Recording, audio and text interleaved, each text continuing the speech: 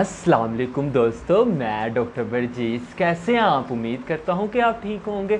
दोस्तों आज मैं आपको अपने चैनल में खुश आमदीद करता हूं। दोस्तों ईद का दिन आपका कैसा गुज़रा? उम्मीद करता हूं कि आपका ईद का दिन बहुत अच्छा गुज़रा होगा। दोस्तों जब हम ईद में बहुत ज़्यादा गोश्त खा लेते हैं, बहुत ज़्यादा गोश्त खाने के बाद जब हम यकदम कोल्ड ड्रिंक्स पी लेते हैं, बोतलें वगैरह यूज़ करते हैं, जिसकी वजह से हमें कॉन्स्टिपेशन हो जाती है। कॉन्स्टिपेशन मीन कब्ज़ किस वजह से होती है दोस्तों? जब हम कोल्ड ड्रिंक्स बोतलें वगैरह पीने के बाद जब हम स्टूल पास करने के लिए, बहुत ज़्यादा खाना खाने के बाद जब हम स्टूल पास करने के लिए जब हम वॉशरूम में जाते हैं तो हम बहुत ज़्यादा ज़ोर लगाते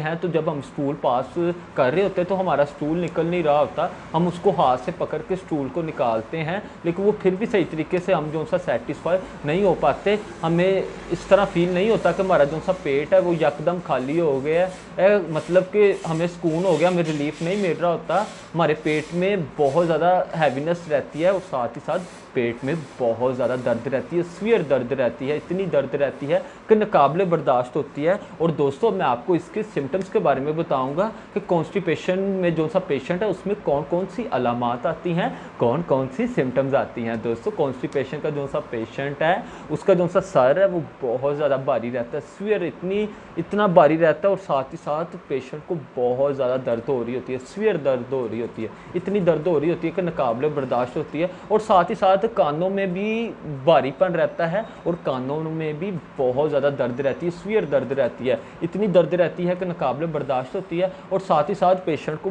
बहुत ज़्यादा चक्कर आ रहे होते हैं, इतने चक्कर आ रहे होते हैं कि नाकाबिले बर्दाश्त हो जाता है। तो चक्कर इतने आते हैं कि पेशेंट बेहोश होकर गिर जाता है। दोस्तों साथ ही साथ आइज़ के बारे में बताऊं, इसका जो सा पेशेंट है उसकी जो सी आइज़ हैं उसमें बहुत ज़्यादा भारीपन रहता है, इतना भारीपन रहता है कि नाकाबिले बर्दाश्त होता है। और साथ ही साथ आंखों में बहुत ज़्यादा दर्द होती है, सीवियर दर्द होती है, इतनी दर्द होती है कि नाकाबिले बर्दाश्त होती है। और साथ ही साथ उसका जो सा पेशेंट है उसकी जो सी ये स्किन वगैरह उसमें बहुत ज़्यादा जलन होती है, बहुत ज़्यादा जलन के साथ साथ बहुत ज़्यादा दर्द होती है, सीवियर दर्द होती है। इसका जो सा दोस्तों पेशेंट है उसकी जो सी टंग है वो बहुत ज़्यादा ड्राई रहती है, वो बहुत सा पानी पीता है, बहुत सी ड्रिंक्स पीता है, लेकिन फिर भी उसकी जो सी टंग है वो ड्राई रहती है। और साथ ही साथ गले में भी बहुत ज़्यादा जलन होती है, जलन के साथ साथ बहुत ज़्यादा दर्द होती है, इतनी दर्द होती है कि नाकाबिले बर्दाश्त होती है। और साथ ही साथ उसके जो सा चेस्ट है वो चेस्ट में बहुत ज़्यादा पेन रहती है, सीवियर पेन रहती है, इतनी पेन रहती है कि नाकाबिले बर्दाश्त होती है। और साथ ही साथ पेट में भी भारीपन रहता है, पेट में भारीपन के साथ साथ पेट में दोस्तों बहुत ज़्यादा दर्द होती है, सीवियर दर्द होती है, इतनी दर्द होती है कि नाकाबिले बर्दाश्त होती है।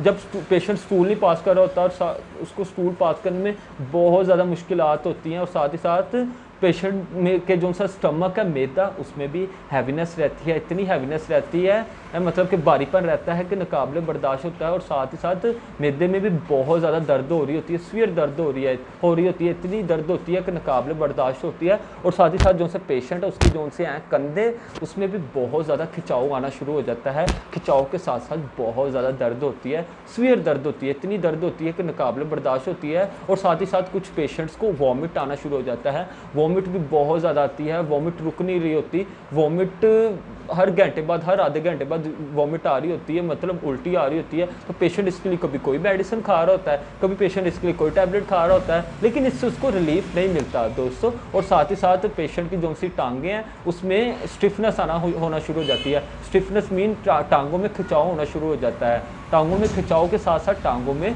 बहुत ज़्यादा दर्द होती है, इतनी दर्द होती है कि नाकाबिले बर्दाश्त होती है, सीवियर दर्द होती है। और साथ ही साथ पेशेंट की जो सी गर्दन है उसमें भी खिंचाव होना शुरू हो जाता है, और साथ ही साथ खिंचाव के साथ साथ बहुत ज़्यादा दर्द होती है, इतनी दर्द होती है कि नाकाबिले बर्दाश्त होती है। तो इसके लिए दोस्तों आज मैं आपको होम्योपैथी की बहुत अच्छी मेडिसिन के बारे में बताऊंगा, और मैं ये भी बताऊंगा कि आपने होम्योपैथिक मेडिसिन को किस पोटेंसी में यूज़ करना है और कितने दिन यूज़ करना है।